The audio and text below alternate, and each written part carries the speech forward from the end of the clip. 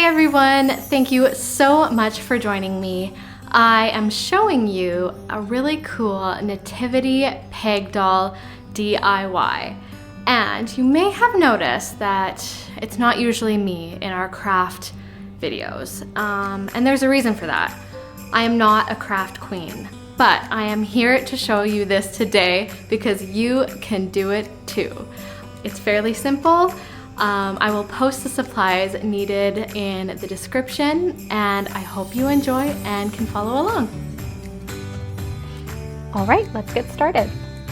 So this is all pretty straightforward, but my first tip for you is to start painting the skin on your peg dolls first. This is just going to help the process go a lot more smoothly.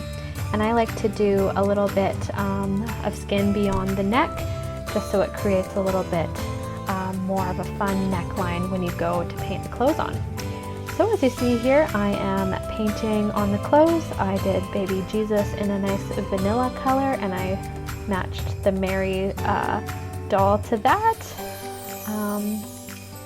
Yeah, and here we go. Joseph is needing a couple coats here. And here is Mary's outer layer. I'm going with a nice blue, and it's really easy.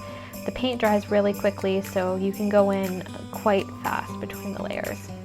And don't forget to paint the bottoms of the pegs.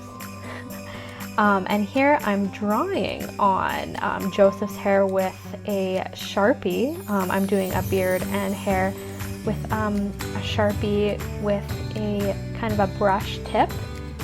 And I'm going to use this Sharpie on all of them for all of their hair because it's just easier than a paintbrush.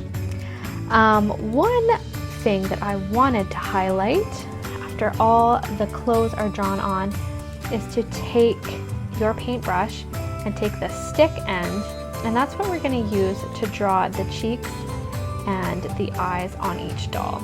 So you just want to dip it in, tap off the excess, and then put one dot on either side of their cheeks for the little blush, and then you go in with your black for the eyes. And I try to make them slightly smaller than the cheeks and kind of do them at a diagonal from their little blush pattern.